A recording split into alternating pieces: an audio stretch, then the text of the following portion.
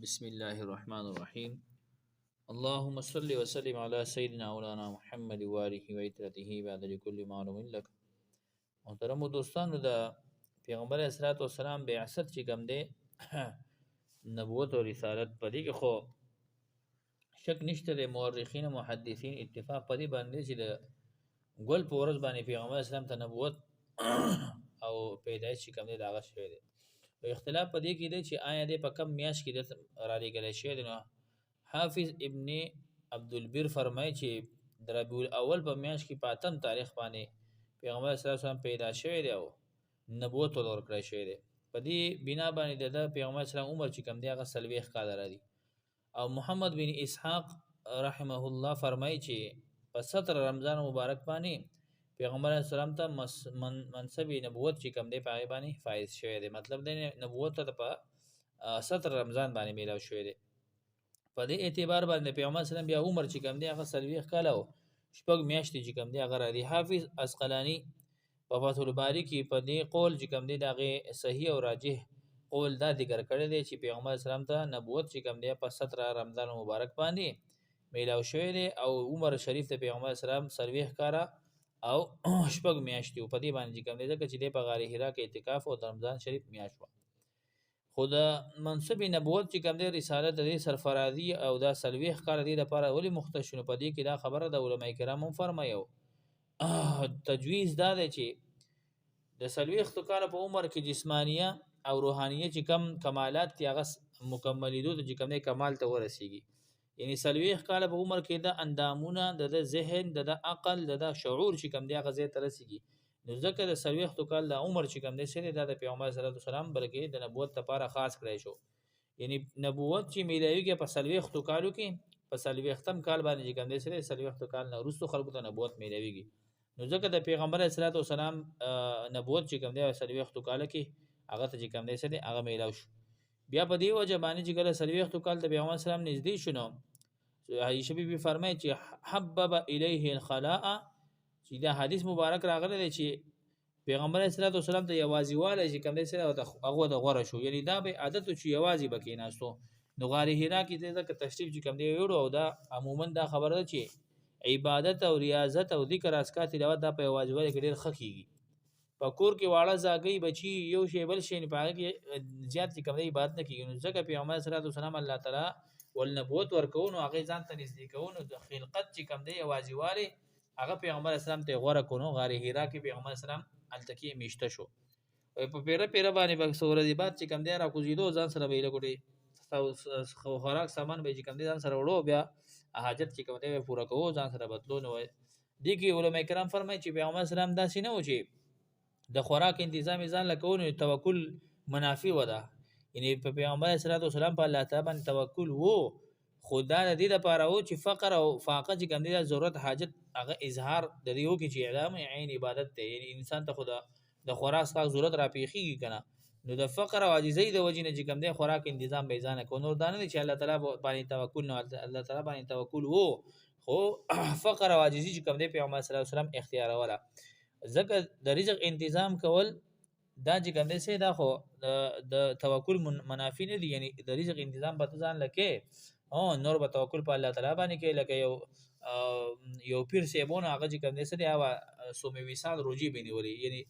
دیوی روجي 2 ورځې 3 ورځې روجي په جواب باندې نیولي. نو هغه به د روټي چې کوم دی ځان سره د دغه لاندې چې کوم دی سه تور شکل لاندې به ځان سره روټي کې خوذله. یو پیر یو مرید ولګېدل دغه روټي چې کوم دی دا غین راغه سره ویوړې ځان سره. چې پیر صاحب تکله پته ولګېد نو ډېر ځکه سخت غوسه شو ته چې دا تاسو چل کړی دا چا تا چل کړی دی. مرید ته چې صاحب دا خو روټي د بدی باندې خو تاسو واسم د تاسو ضرورت دي نه را دي. نو تاسو ولې بیا نور هغه ته وی چې زما خو دې ته ضرورت نه را دي. خو لیکن حالات دا دي چې زم انسان یم زه د الله تعالی په باور باندې یم. خو کې دې چې الله رب ما سره چې کم طاقت خدای پاک را کړی هغه طاقت را نه خدای پاک والی زه بیا لوګه تند په ما باندې راشي. زه دغه روشي روټي ته کې چې زمایل شم بیانو دی وجنه ما دا ځان سره کې خوذلی په الله تعالی باندې ما توکل هغه پوره دی. نو لهدا زه محتاج یم زما حاجت را پیخیږي د حاجت د وجنه چې کوم ما دا چل هغه کړی. نو پیغمبر صلی الله علیه وسلم چې غار حرا راکو شو د غار حرا کې چې د جبرئیل السلام لګیدو پیغمبر اسلام ځان سره سینې پر درې پر لګاو جوختوي به خودو نو دا جبرئیل السلام هغه فیض هغه چې کوم دی ملکی او روحاني فیض د ترسو چې د دنه دایره او د ترخه چې کوم دی ورکه شي او د باندې چې کوم دی سره بشریت په د باندې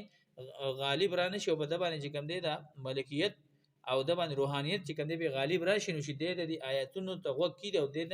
دینه غبراویږي نه دي ځکه دا را یو ځکه نو ځکه خو حضرت عارفین او تصوف پیران صاحبان چې کوم دی خپل مریدان له پیز ور کوي هغه اکثر چې کوم دی سره په هغه دغه طریقې سره ځان ته چې کوم دی را نږدې کوي او یا چې کوم دی لاس میلاو کی یا چې کوم دی سه دیس یو اشاره وکړي چې باغی وجه باندې د خپل دی مرید ته فیض چې کوم دی هغه ورسي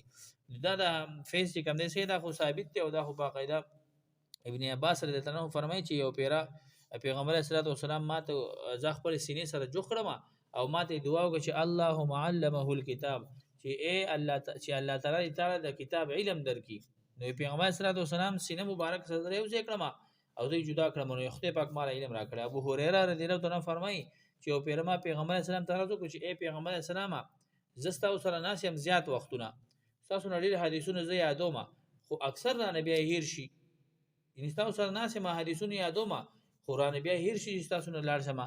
پیغمبر صلی الله علیه وسلم دوی فرمایي چې خپل صادر وغوړو ابو هريره رضی الله عنه فرمایي چې ما صادر وغوړو د پیغمبر صلی الله علیه وسلم په لپه کې صدوله پیراوا چول دي شي ما د دې سي موجوده چې سرالی په لپه کې او ماته اچي نو بیا ماته چې دا صادر راغون کوي ما صادر راغون کوته راتی وي چې دا صادر په خپل سینې پورې یو ځکه نو ما دا صادر په سینې پورې یو ځکه دا غین روسو ما نه چرته یو حدیث شي کوم دي سره هغه نه دی دغه شی هر شی ما ته بیا ټول حدیثونه چې کوم دي هغه نافذي چې الله رب العزت چې کوم دي سره هغه په دغه ذریعہ سره پیغمبر اسلام تر رسول بیا هغه چې کوم دي صاحب کرام تر رسول دي او بیا هغه چې کوم دي پیرانو صاحبان او د ترتیب باندې او سپور دا سلسله چې کوم دي سره هغه جاری ده نو چې کله پیغمبر صلی الله علیه وسلم په دغه دوران کې خدیجه بیبي ته وې چې زما سره دا حالت را پیښ شي نو خدیجه بیبي وته وې چې ته هغه یو څو خبرې کړې چې ته مې مدوسي تاسو رحمی کې تاکي سخاوت ته همدردی د پتا کیږي دا خو دا سیدي چې دا آفاتونه په خلکو باندې را نازلې چې څوک سیله رحمی کې خپل خپلوانو سره خطا لوغ ساتي په دغه انسان باندې بچرته غریبی نه را دي او کم کس چې ملما دوست سره نه خپل پاک بده چرته وګه نه پاتې کی او کم یو کس چې سخی وي سخاوت پکې وي نو دغه انسان چې کده